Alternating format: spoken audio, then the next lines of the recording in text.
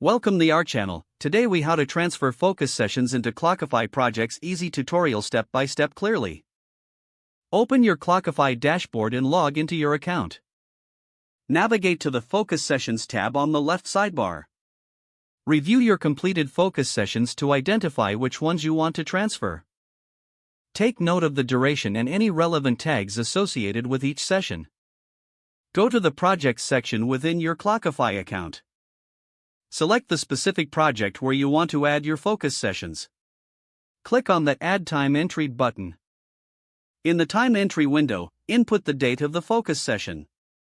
Enter the total duration noted from your focus sessions. Assign the entry to the appropriate project. Add any relevant tags to ensure the entry is categorized correctly. Continue this process for each focus session you wish to transfer. Once all entries are added, review them for accuracy. Make any necessary adjustments to ensure all details are correct.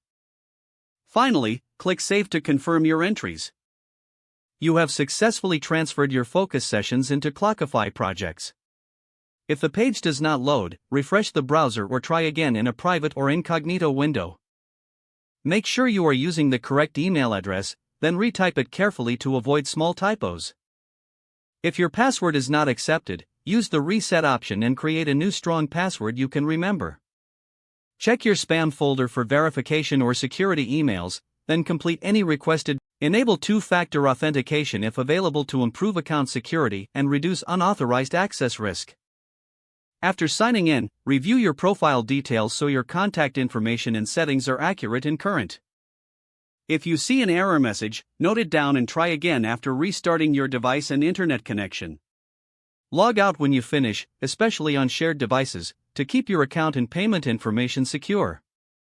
If the page does not load, refresh the browser or try again in a private or incognito window. Make sure you are using the correct email address, then retype it carefully to avoid small typos. If your password is not accepted, use the reset option and create a new strong password you can remember. Check your spam folder for verification or security emails, then complete any requested confirmation steps. Don't forget to like this video and subscribe to our channel for more step-by-step tech guides.